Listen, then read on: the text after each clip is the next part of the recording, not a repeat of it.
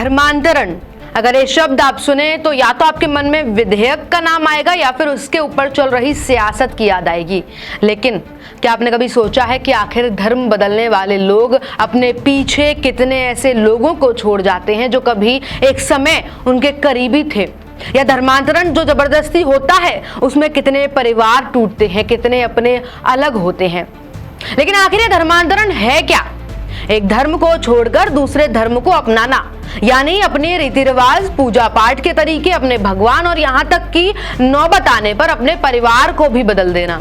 यानी जिस धर्म को आप अभी तक अपना रहे थे, जिस धर्म की आप अभी तक पूजा पाठ कर रहे थे, उस धर्म को पीछे छोड़कर किसी नए धर्म को अपना लेना। और हालांकि ऐसा ये लीगल है, कोई गैर कानूनी प्रक्रिया नहीं है ये, बल्कि भारत का संविधान अनुच्छेद 25 ये कहता है कि आप धार्मिक स्वतंत्रता का अधिकार रखते हैं और अपनी इच्छा अनुसार ऐसा कर सकते हैं। यानी कि संविधान का अनुच्छेद 25 ये कहता है आपसे कि अगर आप चाहें तो आप अपना धर्म बदल सकते हैं लीगली तरीके से।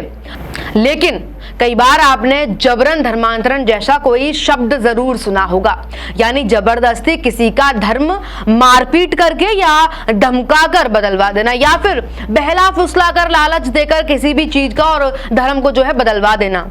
और ऐसा अक्सर तब होता है जब किसी युवती को समुदाय विशेष के या फिर किसी और धर्म के लड़के से प्यार हो जाए, लेकिन सामने वाला युवक धोखा दे दे और उसकी मर्जी के खिलाफ उसका धर्म बदलवा दे, और जिसके लिए वे मारपीट भी कर सकता है या एक देश से दूसरे देश को लेकर भी जा सकता है। राजस्थान में जिस प्रकार से धर्मांतरण के मामले बढ़ते हुए नजर आ रहे हैं, उसे लेकर सरकार विधेयक लाई, धर्मांतरण विरोधी विधेयक, और इसी को लेकर राज्य के मुख्यमंत्री भजनलाल शर्मा अपने बांसवाड़ा दौरे पर बोले और साफ चेतावनी दी कि अगर अब प्रदेश में धर्म बदलवाने के लिए किसी को बहलाया फुसलाया गया या फिर दबाव डाला गया तो दोषियों पर सख्त कार्रवाई होगी और सीधे सीधे उन्हें जेल भेज दिया जाएगा।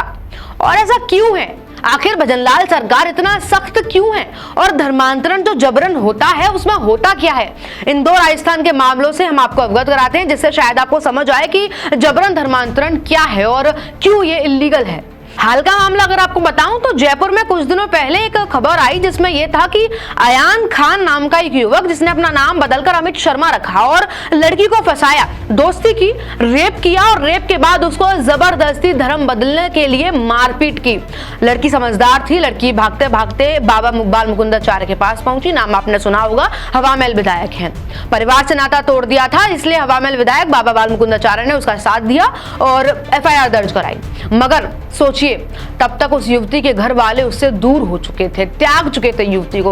हालांकि रिपोर्ट दर्ज हो गई, मामले में युवक को गिरफ्तार कर लिया गया, लेकिन धर्मांतरण का मामला जैसे ही उसके घर वालों के पास पहुंचा, जैसे ही उसके घर वालों के पास खबर पहुंची कि युवती को जबरन धर्मांतरण के लिए फोर्स किया गया था, घर वालों ने उसे त्याग दिया।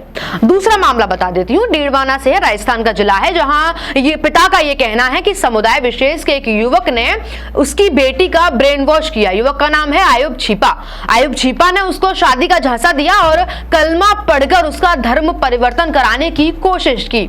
और जब पिता ने बेटी को समझाने की कोशिश की तो लड़के ने यह धमकी दे डाली कि अगर आप बीच में आए तो आपको जान से मार दूंगा। जरा सोचिए क्या बीती होगी उस पिता पर, जिस पिता ने बेटी को बचपन से पाला पोसा, प्यार से बड़ा किया, और अब बेटी जब दूसरे के घर जाने को है तो बेटी ने जबरन धर्मांतरण के जो है आरोप को नकार दिया और पिता को यह धमकी मिली कि जो है आपको जिंदा मार दूंगा। पिता ने बहरहाल ये आरोप लगाए हैं कि बेटी का ब्रेन वॉश किया गया, कुछ खिला पिलाकर जो है इसका कलमा पढ़वाकर धर्म परिवर्तन करा गया है। पिता मजबूर है, लेकिन खटीक समाज के लोग जो हैं, सैकड़ों लोग पिता के साथ हैं और लव जिहाद के खिलाफ नारेबाजी कर विरोध कर रहे हैं। मामले में कुचामन थानाधिकारी ने जानकारी देते हुए ये भी बताया कि युवती बालिग है और दोनों ने शादी करके हाईकोर्ट से सुरक्षा की मांग की थी। युवती बालिग थी और उसने अपने पति के साथ जाने की इच्छा जाहिर की थी, यानी यहाँ बेटी ने स्वेच्छा से धर्म परिवर्तन तो किया, लेकिन एक पिता यहाँ हार गया, उसका दिल बैठ गया। ये बात हम आपसे शुरू में कह रहे थे कि जरा सोचिए, धर्म बदलकर आप दूसरे घर चले तो जाते हैं, लेकिन आपके पीछे छूट जाते हैं आपके सारे करीबी रिश्ते, आपके परिजन, आपके करीबी, आपके माता पिता। जरा आप इस पिता की बात सुनिए जिसने अपनी बेटी को खो दिया है, जिसने अपनी बेटी को जो है दूर कर दिया है, जिसकी बेटी ने साफ नकार दिया है कि मैं अपने पति के साथ रहूंगी, पिता को मैं भूल चुकी हूँ। क्या कहते हैं बनवारी लाल? घटना ये हुई थी साहब कि मेरी बच्ची पूजा नाम है उसका, वो एक छिपो का लड़का है, वो उसे परेशान करता है, कुछ खुला पिला के उसको भ्रमित करके वो अपने पक्ष में उसको करा लिए पक्ष में कर रखा है और अपने घर वो कोर्ट मैरिज कर लिया उसे। उसको क्या खोया कुछ क्या पाया कुछ पता नहीं है।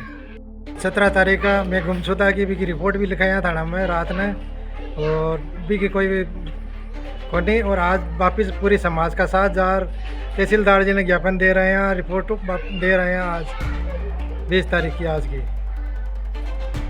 एकदम सैंपल चोरी की थी ना कुछ कुआपार और बिना कांडा की माता में कहीं बिठाए भी गए आपका अंडर में फेवर में कर लिया वे लोग यार भी न कांटा कहीं भी खुआए पाई कहीं करिए माँ के तो खिलाफ हो रही है वह यार। माँ का घर में कोई बिगा शादी करवा के लिए पीसा पड़िया चांदो सोनो पड़ियो बालेगी। हमने तो कह दिया कि मेरी मर्जी, मैं बालिग हूं और अब शादीशुदा हूं, अपने पति के साथ रहूंगी। मगर उनका क्या, जिन्होंने समाज के सामने कभी आपको हारने नहीं दिया, लेकिन आज आपने उन्हें हरा दिया।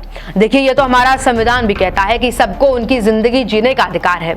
आप जैसे चाहें वैसे जिंदगी जी सकते हैं। लेकिन अब राजस्थान सरकार में साफ है कि मुख्यमंत्री भजनलाल शर्मा संदेश दे रहे हैं कि धर्मांतरण के खिलाफ सख्त रुख अपनाया जाएगा और जबरन धर्म परिवर्तन करवा रहे लोगों के खिलाफ सख्त कार्रवाई होगी।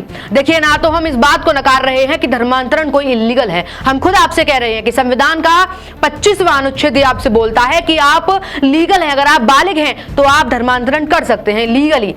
लेकिन आप जरा उनके बारे में सोचिए, धर्मांतरण के पीछे कितने रिश्ते आप छोड़ जाते हैं, कितने रिश्तों को जो है आप नकार देते हैं और कितने ऐसे माँ बाप हैं जो ऐसी अफवाहों के बाद, ऐसे खबरों के बाद जो है खुद को हरा देते हैं और खुद के साथ कुछ भी अनहोनी कर बैठते हैं।